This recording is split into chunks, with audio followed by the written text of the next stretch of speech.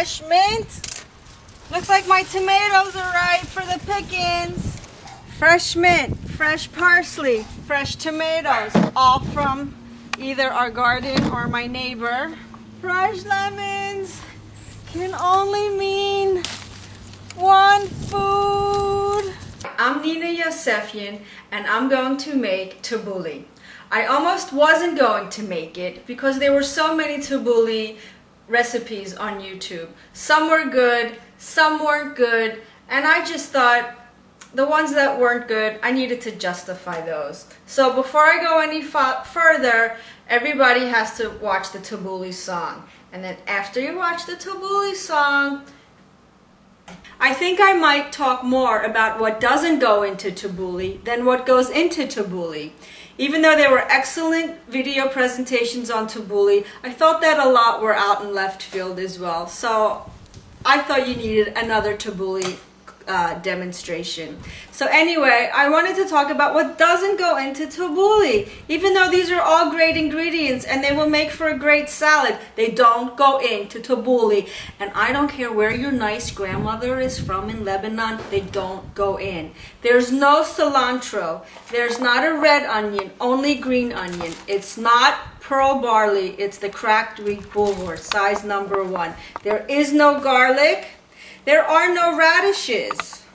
Even if it's your garden variety, even if it's your pretty pink lady, or sometimes they call this French breakfast radish, there are no cucumbers. Yes, these are from our garden. This is, you might say, yes, lady, there's a lemon. No, this is lemon cucumber. There are no peppers. And somewhere in here, I picked basil from our garden. And as much as I love basil, time to make pesto, there is no basil. And there's another ingredient I see once in a while. There's absolutely no tomato sauce either. Okay, none of these ingredients go in the tabouleh. That being said, we're going to talk about what does go into tabouleh. The very Lebanese salad. It's 100% Lebanese. Everybody in the Middle East absolutely loves it, and now Americans are loving it too. They're just not always eating the right one. So anyway, what goes into tabouleh is parsley from 2 bunches of green onions, about 4 tomatoes, mint from our garden, and cracked wheat. Armenians call it bulgur, but since Americans can't pronounce bulgur, it has become bulgur. And when the American Dietetic Association is telling you to eat whole grains, this is one of them. There are 4 grades. You want to buy number 1. And you don't have to cook it. If a recipe is telling you to cook your bulgur, you do not have to cook your bulgur. Okay, so I'm just going to show you how I chop parsley. Do not put your parsley in the food processor. It doesn't need it. You will be done literally in 2 minutes chopping your parsley. All the food processor is going to do is just shred it, and you almost don't have the same flavor. So I kind of just get it all together, whatever I can hold in my hand, and I chop as close together as possible.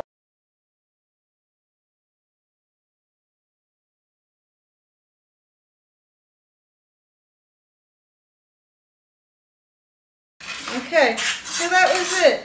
How long did that take? Like 30 seconds times 4 bunches.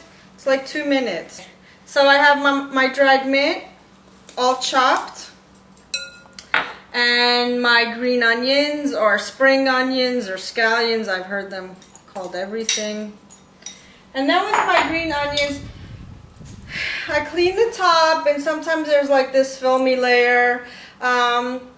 And I already cut the ends off, and I only cut the green onions until it starts giving me a hard time. When it starts giving me a hard time at the green part, I stop cutting. That means it's too tough. Okay, so this one was a good one. Sometimes they get tough, and I stop. Okay, and with my tomatoes, that some are from our garden, a couple are from our garden. Actually, this one's from our garden. I don't like to have seeds, so I take out the seeds with a good knife. This tomato is very ripe. And I just like a dice. So now I can put everything together. See, it's not so overwhelming. Okay, so now I'm ready to put it all together.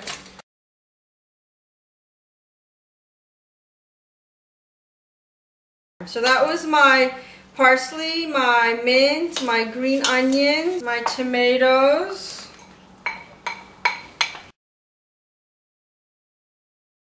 So now, this is where the problem comes. Usually when Americans make it, they put too much of this in. You don't need a lot of this. This is just giving it a little more texture. I kind of think of it as dotting a landscape. And that's all you want to do. You want to dot the landscape. To get my bulgur part ready, I measured a half a cup of bulgur, the size number 1, and I added 1 cup of water and I put it in the refrigerator, and that's it. It's ready in an hour. And what I wanted to say before I forget is that this is one crazy healthy salad. If we ate a little of this every day, I think we'd all live to 120. Crazy with all the vitamins between the parsley and the mint and the tomatoes, the cracked wheat, and nothing's getting cooked, so everything is being retained. And then if that's not good enough, then we have our lemon juice, which I picked from our neighbor. And this is 1 cup. So I have some salt and paprika. I like that in my dressing. So I'm going to start with around half a cup of each.